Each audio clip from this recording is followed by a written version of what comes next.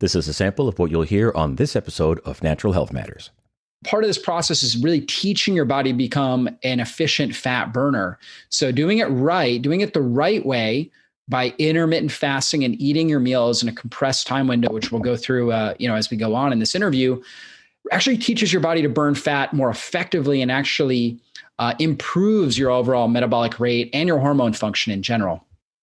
Welcome to the Natural Health Matters podcast, where it's all about maximizing your health potential so that you can pursue the abundant life more effectively. I'm your host, David Sandstrom, naturopathic doctor and biblical health coach, and this is episode number 48.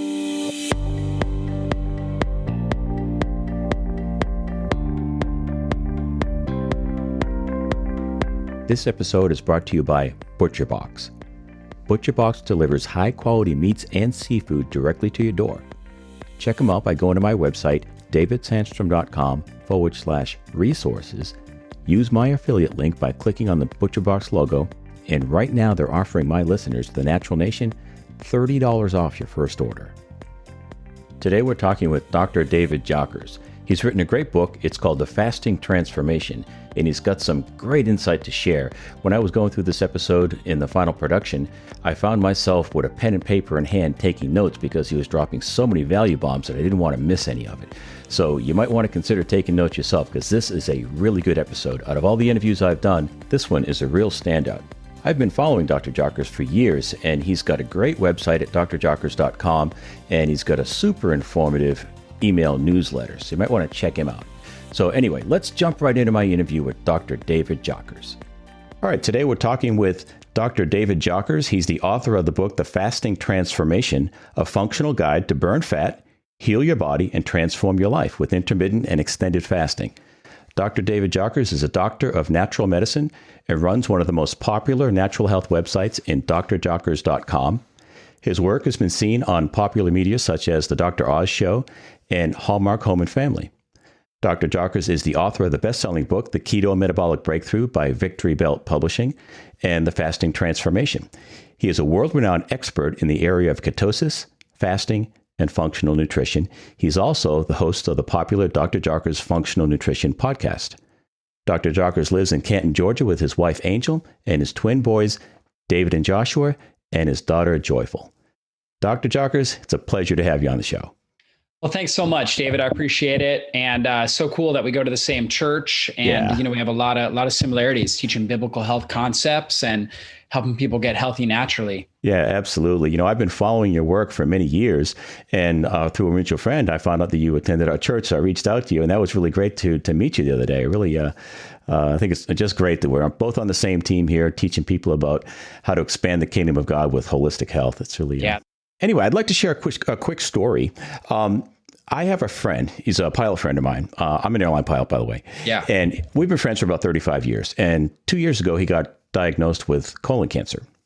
And I tried to encourage him to embrace some natural holistic methods, not to replace his medical treatment, but to come alongside of it. And he wouldn't really have any part of that discussion. He's just going to follow doctor's orders and go the medical route. Okay, you can lead a horse to water, but you can't make him drink. Well, after he finished his chemo, and he knew that his body was very, very toxic, I said, you ought to try to get into some intermittent fasting, because I think that could be very beneficial to you. So he did. He started educating himself on it, and he decided to go to an 18-6 intermittent protocol. And then 2 days a week, he was just doing water and tea.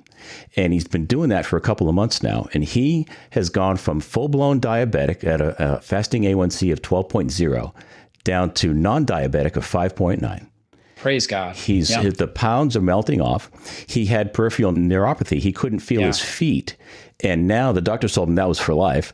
That feeling is coming back. He couldn't wear flip-flops before because he couldn't tell if the flip-flop was hanging on his toes or not. Now he can wear flip-flops, and his progress has been dramatic. So he's a huge fan of intermittent fasting. So I wanted to offer that story as a little bit of a primer as how powerful fasting can be. And I don't normally add to an interview that we recorded earlier, but from the time of this recording to the time I got around to producing it was about a 6-week period. And I got an update from my friend Howard. And the reason why he started his intermittent fasting protocol is he had 6 tumors that had metastasized to his liver. And his doctors told him, his team told him, there's nothing else we can do for you. Go home, get your affairs in order. We give you 4 months to live. Well, it's been about 6 or 8 months now. He went in for a scan and he is now cancer free. He does not have any tumors on his liver at all or anywhere in his body. And it's all started, his improvement started when he implemented his fasting protocol. Powerful stuff. Obviously, Dr. Jockers, you are one of the world's experts in this field. And I'd like to know how you first became interested or became aware of intermittent fasting and how powerful it is. And after that, if you'd share some of the more common myths associated with intermittent fasting. The way that I discovered fasting to begin with, I was actually a personal trainer and I was eating like 6 meals a day. I would eat at the end at night before I had to have a protein shake before I went to bed. And then I'd wake up the next morning and I had to have like a big bowl of whatever I was eating, oatmeal or something like that. And I just thought this is how I had to be. Like I would lose muscle, I would lose weight if I didn't do that. And then all of a sudden I developed pretty severe gut issues. I always had some level of digestive issues, but it really hit a head when I was in my early 20s to the point where I ended up losing about 30 pounds. And this was really over like a year time span. Wow. And I was still trying to lift, still trying to eat a lot, but I just couldn't absorb nutrients. I ended up with orthostatic hypotension where I go from sitting to standing. I feel dizzy. I was fatigued a lot. My blood pressure was routinely very low, like 90/50. Along that path, that's actually when I read a book by Jordan Rubin, our mutual friend, The Maker's Diet. And I read that book. I started making nutrition changes. And that definitely helped. And then I noticed that when I didn't eat breakfast, I'd started graduate school and I started not eating breakfast and I would just drink a ton of water between the time I woke up and the middle of the day. And I had never heard the term intermittent fasting. Nobody had ever said this term to me at all. I just realized I felt a lot better. And so I would just hydrate my body. I would super hydrate. I would drink, pretty enormous amounts of water. I would take some salts with it. And I wouldn't actually get hungry till like 2 or 3 o'clock in the afternoon. Then all of a sudden I would get really hungry and I would eat, for like 4-hour time span until about 7 o'clock, and then I would wake up the next day and just do the same thing. And I felt the best. I felt so good. I felt the best I had ever felt during the course of my life. And I gained back that weight.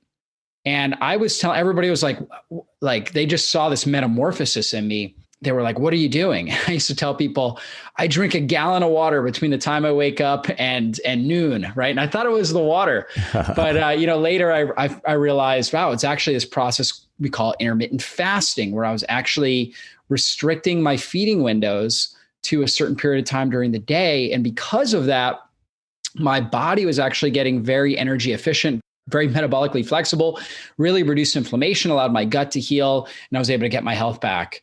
And so that's how I actually discovered it. And it wasn't until really about 5 years later, around 2009, 2010, that I actually heard the term for the first time. And I was like, yeah, that's what I do. This is what I'm doing. That's cool.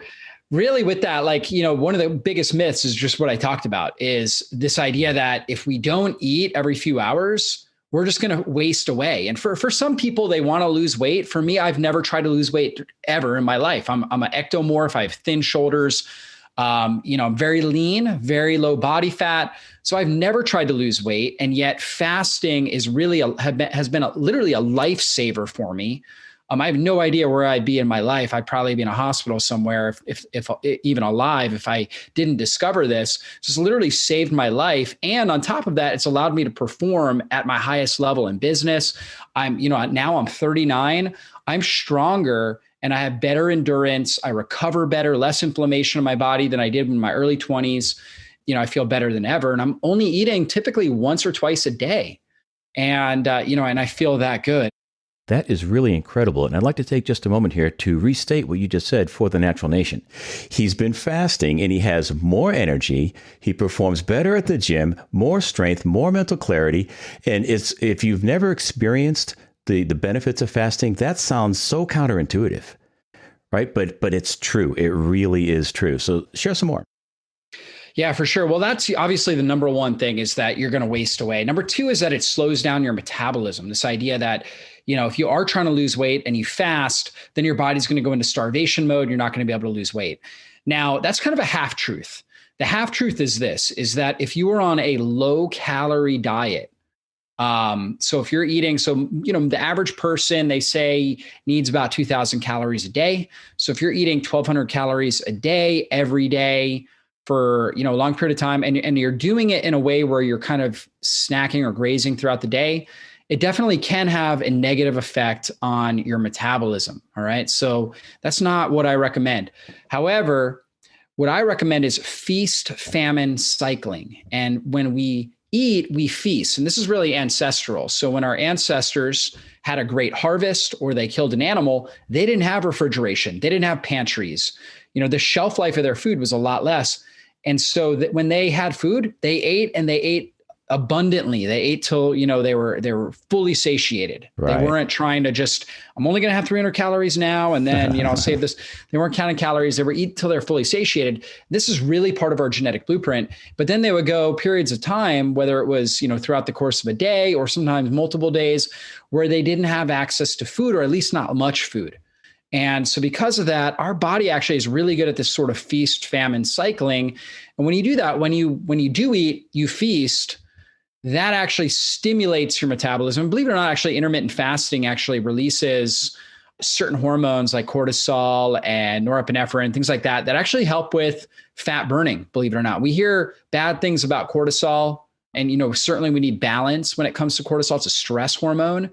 However, cortisol actually is what gives us wakefulness, energy, right? When we feel really energized, really mentally clear, that's because we get the right amount of cortisol. Without that, we feel fatigued. We don't have the get up and go. Cortisol wakes us up in the morning. We get a shot of cortisol in the morning, and that's what helps us wake up in the morning. That's right. That's right. And it's also a fat burning hormone, right? And so we need that. And so when we're fasting, we elevate that. So, really part of this process is really teaching your body to become an efficient fat burner.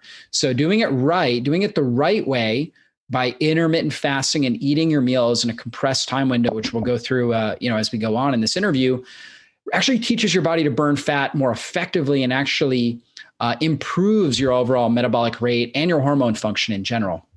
Yeah.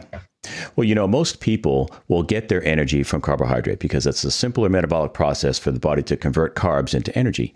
But the problem is, when you get your energy that way, it's kind of like throwing a newspaper on a fire. You're going to get a big flash of energy real quick, and then it's going to peter out and you're going to have nothing left.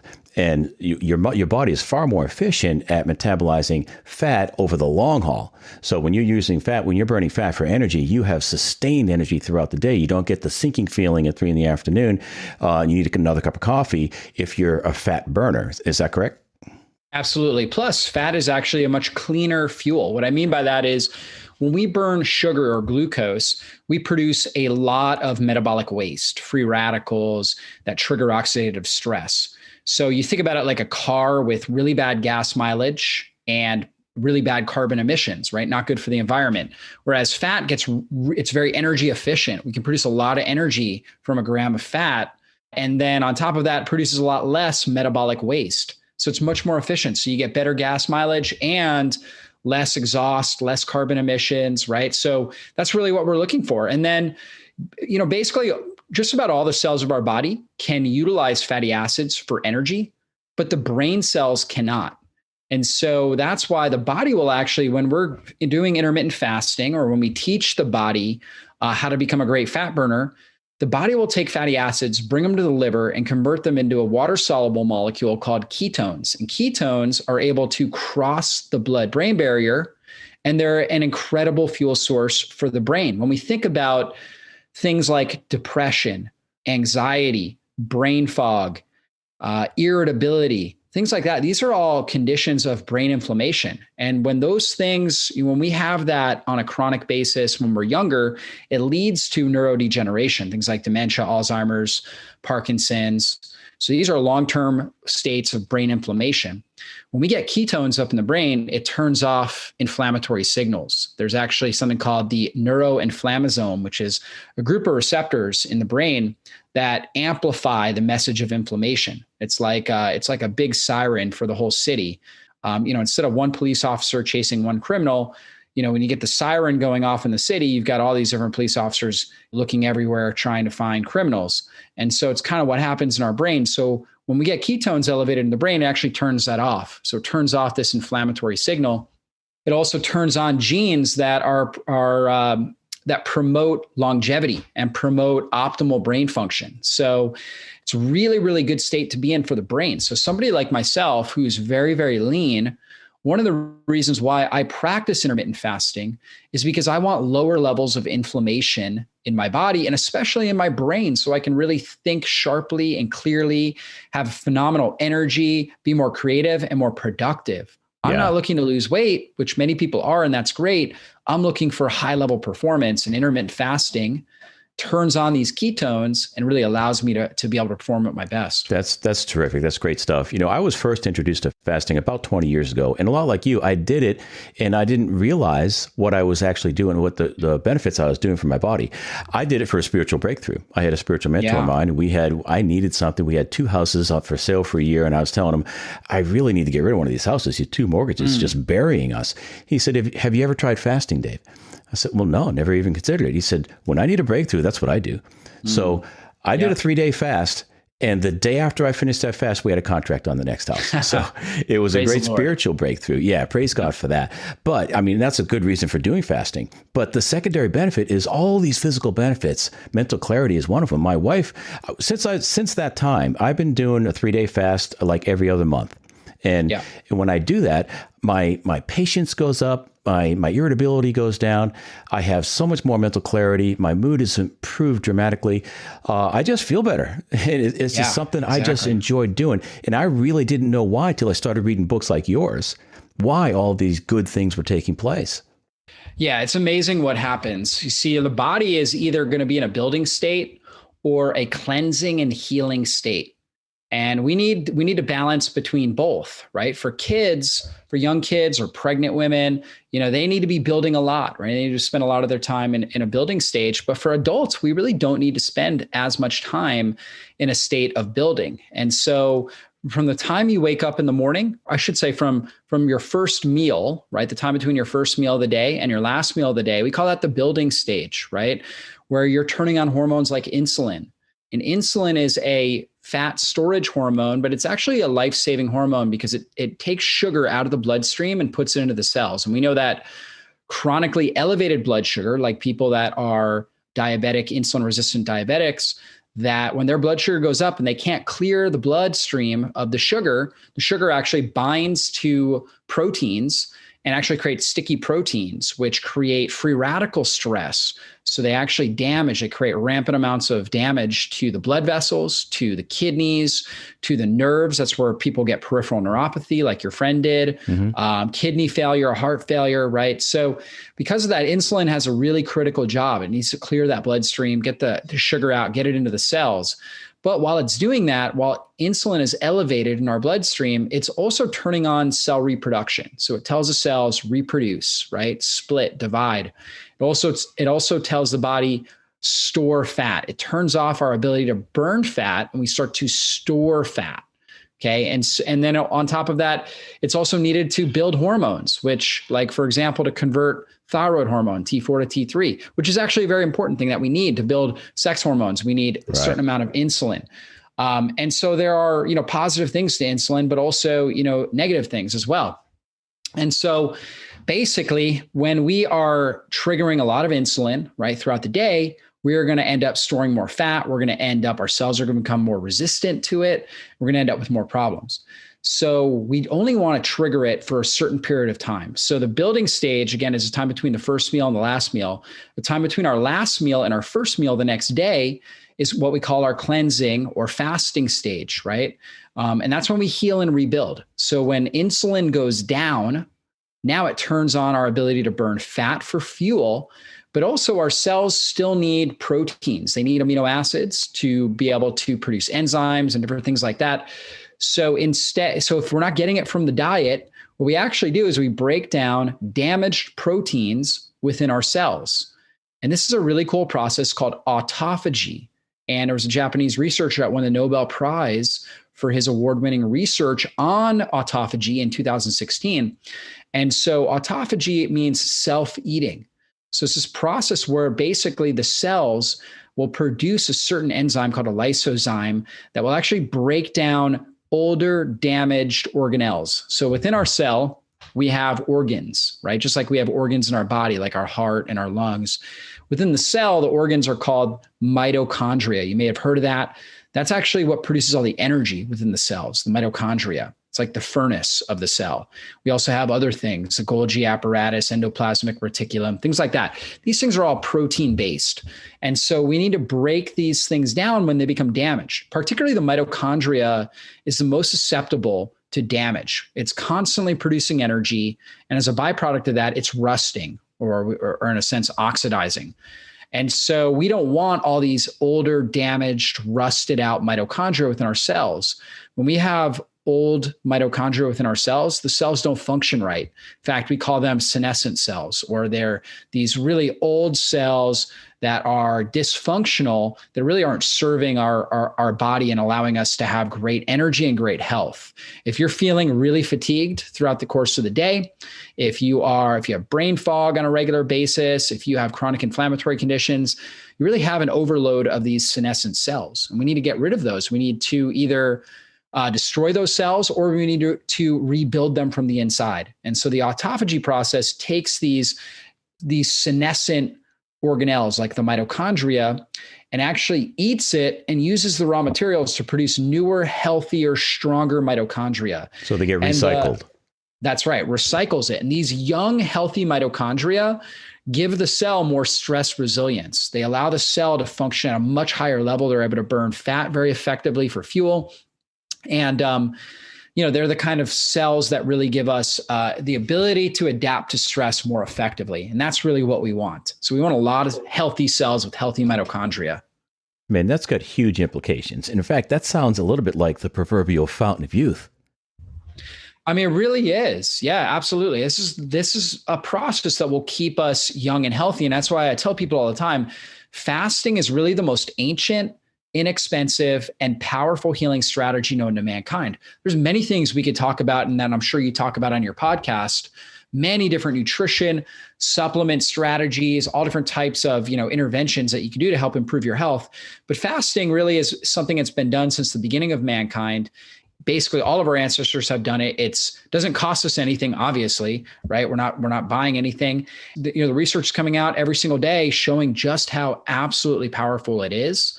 I don't know of any more powerful nutritional strategy than practicing some level of intermittent and extended fasting as part of a lifestyle. Yeah, I totally agree with that. It's my contention that we maximize our health potential when we align our lives more fully with God's design for spirit, mind, and body. So if you study anatomy and physiology, as Dr. Jockers has, we can look to our design and see that our bodies were designed to take a break from food now and then. We weren't designed to be fed day and night. That's contrary to our design. So there's nothing that we can do, in my opinion, that will benefit us, our body, our physical vitality, as well as our mental, emotional component, and which is the mind and the soul, and the spiritual, all in one fell swoop. And as you said, it doesn't cost us a thing. In fact, we save money because we're not buying and consuming as much food. It's a really, really powerful holistic health strategy. And I just really love having you on the show to talk about this some more. So let's talk about the hormone cascade and the hormones that will get produced during a fast.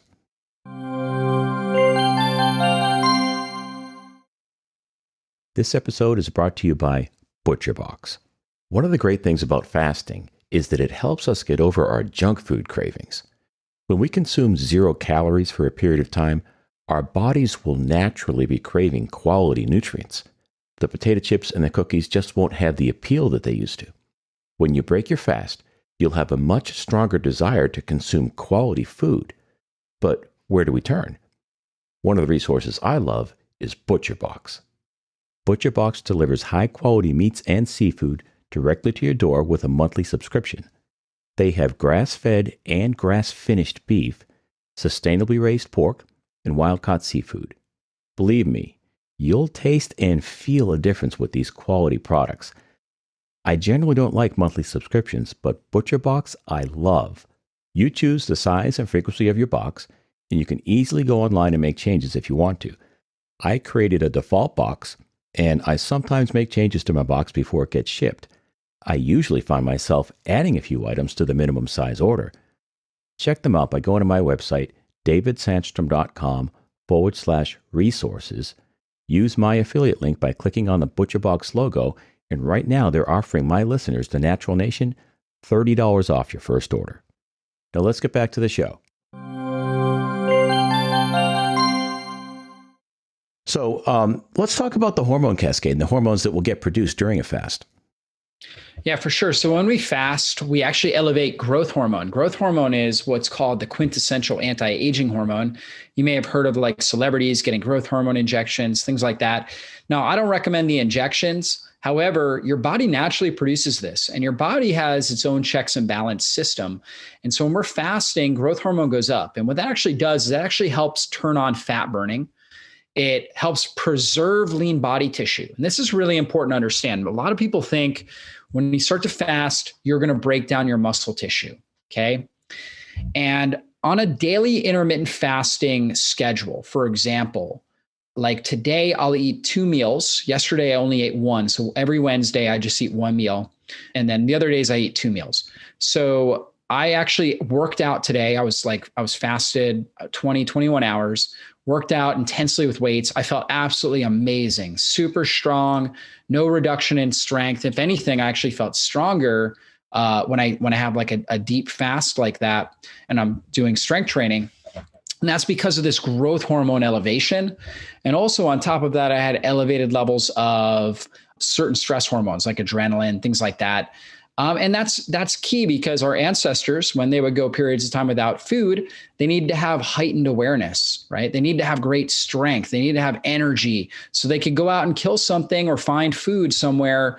If they got weaker when they fasted, then they would die, right? So when they are actually in a period where food wasn't around, our natural instincts get stronger. I mean, you think about Thanksgiving, it's like we eat this big meal, right? We take in all this energy, yet we don't feel energized. We want to take a nap, Right. And so, whereas when we fast, we actually get more energy. Like I feel great exercising in that fasted state. Yeah. And then as long as you're consuming enough calories, right? And you got to listen to your body. You're consuming, when I eat meals, I eat a lot of food. I eat till I'm fully satiated. Then you're not going to lose muscle mass. You could even do like a 3-day or even a 5-day fast. And as long as you continue to weight train, right? Now, if you're very, very lean, like for me, I have more trouble with this, but for somebody that actually has a lot of fat mass, you can actually do a 3 or 5-day fast, continue to exercise, right? As long as you stay hydrated, you might need electrolytes, like some salts and things like that. And you'll actually not lose any muscle. Okay. So it's one of these things where you do lose some muscle, but your lean body mass can stay exactly the same, if not actually adding to it. The muscle that you lose are the damaged senescent muscle cells that your body actually recycles and turns into newer, healthier, stronger muscle cells. So as long as you're training. That has super huge implications to a guy my age. I'm 58 years old. And when you go to the gym, you don't see the results you used to when you're 25. So if you can practice regular intermittent fasting the way Dr. Jockers is laying out right here, you can get rid of those old cells that don't respond to training very well and replace them with new, healthier cells. And when you get to the gym, you're going to see some more productivity. Again, turning back the time, turning back the clock on your realistic age. Absolutely. And this is why I'm a huge fan of fasted exercise. I think fasted exercise really gives you the best benefits, and it gives you an even deeper level of autophagy, that cell recycling, because now when you're training like this, you have more oxidative stress and inflammation. Most people don't realize this, but exercise is extremely inflammatory. If you do a really hard workout and you were to test your blood levels of C-reactive protein, it would look like you had a heart attack. Okay. And so it's very, very inflammatory, but it's how our body adapts and responds to it. We adapt, we get stronger, and we actually get better at dealing with inflammation and oxidative stress. Well, we can actually leverage some of that inflammation, oxidative stress to trigger more autophagy and to get rid of a lot of these muscle cells when we work out in a fasted state. Super cool. And then we replenish, obviously, by consuming a really good meal, getting the amino acids that we need and the calories that we need to rebuild those muscles. So I know this because I read your book, but you talk about how we actually make energy with water and electrolytes, and we do our rebuilding when we eat a meal, correct? Correct. Yeah, exactly. I mean, we're hydroelectric beings. Yeah. So our nervous system runs off of water and electrolytes. It's not running off of fat or carbohydrates. Right. So we need some of that to produce energy, of course, but we can produce rampant amounts of energy with just water and electrolytes. Really, the calories have to do with rebuilding, like you said, really rebuilding new cells. That's really where those calories come in, why they're so important. So, but for energy, yeah, you're actually going to have a lot more energy in a fasted state than you are in a well-fed state. Yeah, that's excellent. That's really good stuff. You know, there's something that's pretty popular these days, but it's very expensive, and that is stem cell replacement. They can harvest some stem cells and inject them into where you have maybe some damaged cartilage in your knee or something like that. Very expensive procedure, but fasting will help you produce natural stem cells. So talk to the listeners about what a stem cell is and how we can benefit in those numbers by fasting. Yeah, stem cells are these very young embryonic cells, and oftentimes they're undifferentiated, meaning that, whatever tissue that they're in, they will start to differentiate into the functions of those cells, like a kidney cell. Stem cells in the kidneys will start to differentiate into kidney cells, for example. Now, the cool thing about stem cells is they have incredible stress resilience because they're very, very young, right? You think about an 18-year-old compared to a 58-year-old, right? Yeah. Different level of resilience there. And so we're getting, we're getting these really strong, young, stress resilient cells. We want a continual supply of those. And our body naturally produces those, but we need to be in a state where we have low levels of insulin in order for that to happen. And so intermittent or extended fasting is really the best strategy for that. And there's actually a way of doing it where, in a sense, again, it's this feast, famine cycling where we fast and we start to really break down all these damaged cells. We start getting rid of bad cells, recycling, bad mitochondria and turning them into new cells. We actually create an environment where the body really wants to start to get these stem cells elevated, right? Because we're getting rid of a lot of bad cells. And then we go ahead and we eat a really good meal, right? And now we start to feed those stem cells. They become really strong and they really take up residence in the different organ systems of the body. And, one area that I know you and I both talk a lot about is the gut, right? And how important gut health is. In fact, our gut lining is only one cell wall that's basically held in. So each cell is held in by a tight junction to the cell next to it. So you think about it like a cheesecloth, right? And it has these little holes, and those holes allow nutrients to seep in and across. Right. However, when we're constantly eating, like most people are in our society, we're creating a lot of physical and mechanical stress on that cheesecloth. And on top of that, when we eat, inflammatory foods, or if we have some level of altered digestion, let's say we eat on the go, or we're a little bit stressed when we eat, we don't produce enough stomach acid, enough enzymes. And now food particles are not digested as well. They create more inflammation, which is more tearing of that cheesecloth. And now we end up with a state called leaky gut. Now, because our intestines are only one cell, the body works to heal the intestinal membrane faster than just about any other cell in the body. So every 3 to 5 days, it's replaced those cells. That's amazing. And isn't that amazing? And fasting has actually been shown. Now, this is an animal study. They haven't done this on humans yet, but fasting has been shown in a rat study to have a dramatic increase in stem cells in the intestines. So the enterocytes in the intestines with 24-hour fast. We get a huge rise in these stem cells, at least in the rats they did. So, and we can hypothesize to say that something like that will do something very, very similar in a human as well. So just fasting, taking the stress off the gut and then allowing those cells to really heal and rebuild can be amazing for the gut. And the other great thing about the digestive system is that fasting has actually been shown to improve the diversity of the microbiome. We have these kinds of bacteria that live in the mucosal membrane, like Akkermansia muciniphila, which is considered a keystone bacteria that microbiome researchers have found this bacteria is elevated. When it's elevated in our microbiome, those individuals have much lower rates of metabolic disease, Crohn's disease, pretty much every degenerative condition or autoimmune condition. And fasting is one of the best things for helping increase the amounts of this good bacteria, Akkermansia. And that actually helps Akkermansia eats the mucus, stimulates goblet cells to produce more mucus to create a thicker, healthier mucosal membrane in our intestines. And the mucosal membrane is what actually protects the cells, the intestinal cells, from damage. And that's actually where the immune component of the intestines lives, the secretory IgA. Right. So it's really powerful how it does that. Super important. There's two more things I really want to get to before we wrap up. And one is, with that mucosal membrane, we've all seen a dog drink dirty water out of a puddle and not get sick. Why can they do that? Because they have a super strong mucosal barrier. Right. So the mucosal barrier in our gut is really super important. And intermittent fasting is a way to strengthen that. That alone is huge. That's really huge, has massive implications for our health and vitality. So you're a follower of Jesus Christ. And I wanted to make sure we save some time for this, is the spiritual component to fasting. For me, when I'm on one of those 3-day fasts, it just simply clears up the static between me and God. If I want to hear from God, if I need some guidance in a decision-making process, I'll fast and I'll get answers.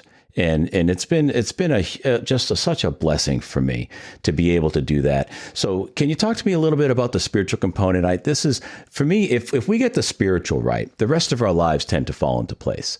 So I'd like to spend a little time talking about how really, really powerful fasting is for our spiritual side. Yeah, absolutely. Well, of course, Jesus talked about prayer and fasting in the Bible. And, when we fast, just like you said, I think that was a great analogy. It's like the static. It's like if you're trying to tune into a radio station, but you have all this feedback. Digestion is really energy intensive. And when we're eating food, the act of eating food actually itself activates more inflammation in the body. And inflammation is kind of like that scatter or feedback in, when you're trying to tune the radio. And so when we can calm that down, it really allows us to be more perceptive and aware of our body, of our environment, and of the messages that the Holy Spirit's trying to give us. Yes. And so, there's just countless testimonies of people that, have had incredible breakthroughs through fasting. And we're denying ourselves, and really, that's a big component. So our flesh, as human beings, we struggle with the flesh. And by denying the flesh, we are tuning into the spiritual realm. Right. And we're demonstrating, we're practicing humility. Yes. Right. We're acknowledging that we're not the ones in control here. That's right. You say this in your book, and I found the same thing. When you tell somebody you're fasting, they look at you like you got 3 heads, so you're doing what? That's harmful. Yeah. Well, actually, if you're a Christian, this should be considered basic Christianity. Jesus considered it basic Christianity. He didn't say if you fast, he said when you fast. Correct. This was basic Christianity. We see it all through the Bible, Old Testament, New Testament. Yep. This is something that was practiced for spiritual breakthroughs, for spiritual warfare, for victories over obstacles, and connection with God and guidance. And it's a powerful practice. And that concept has not gone away just because we're living in the 21st century. God is the same yesterday, today, and forever. Exactly. So if you want to connect with God, this is a very important and powerful practice. And the side benefit is that we have a long list of physical benefits, right? Yeah. Youth building, muscle building, gut health. I mean, the list goes on and on. I can't say enough about this practice. I'm a huge fan, and I appreciate you sharing your time with us today and your expertise. Well, thanks so much, David. Absolutely. It's definitely something that I would highly recommend everybody just start doing it, basically. And there's different ways that you can start doing it. I tell people in the book to start with just like a 12-hour simple fast between your last meal and your first meal. And that's really just kind of creating mental awareness, more or less. I mean, it's actually very easy to do. So if you finish dinner at 7 p.m., you don't eat anything with calories until 7 a.m. the next day. Very simple. It's just kind of a mental awareness practice. And then you start to work your way up. And I have strategies in the book. And really, ultimately, my goal is that, if we can get everybody doing something like a 20 to 24-hour fast, 1 day a week, we could really end metabolic disease, just improve the, just overall health of our society by, a huge amount. And Absolutely. Then on top of that, just from a spiritual perspective, you'll be tapping into one of the most revered practices for spiritual breakthrough. And just like you said, your irritability goes down, your self-control goes up, like your ability to manifest the fruits of the spirit, even though like in the beginning, fasting can be uncomfortable and some people get irritable and things like that. Your ability to be calm under stress, right? To, just not be as reactive, and also your ability to break through from addictions that you may be dealing with, stressors, stuff like that, just really, really goes up, and you're able to tune into the Holy Spirit at a whole new level. So I think it's such a powerful practice. Well, I want to mention one thing before we close, and that is you don't want to jump into the 5-day fast. You don't want to start off that way. You want to do it a step at a time, right? Any improvement to your health, any change to your lifestyle that you're going to make, you should make those mini goals, those miniature goals, so small, so short that victory is guaranteed. Right. So as Dr. Jocker just shared, start off with a 12-hour. You're spending most of that time sleeping. That is not difficult to do. Most people can do that without a problem. And then go to 13. Then, go to 14, work your way up to 18. And you've got a feeding window of about 6 hours a day. You'll be doing some powerful work physiologically if you can get to that point. But don't expect to do it overnight. Just work your way into it, and you will actually enjoy the process. You'll enjoy the journey as opposed to experiencing the pain. I had a friend that started off with an 8-day water fast. I'm like, how did you feel? Painful. That's like going from, sitting on the couch to running a marathon, right? You don't do that. Yeah, you're going to be really hurting if you do that. So, So anyway, I encourage anybody listening, pick up the book. It's called The Fasting Transformation. And I'm an author too. My book is The Christian's Guide to Holistic Health. But I can appreciate from one author to another the conciseness, the brevity, but all the information is there. You have an amazing amount of information in very few pages, and the conciseness. I know it takes work to get that done that way, and I appreciate the work you did. And if you want to learn how to ease into a fast and more about the benefits of fasting and the myths and all that, he goes into it all in this book. So I highly encourage anybody listening, pick up a book, The Fasting Transformation. So what's the easiest way for somebody to get a book and get a hold of you?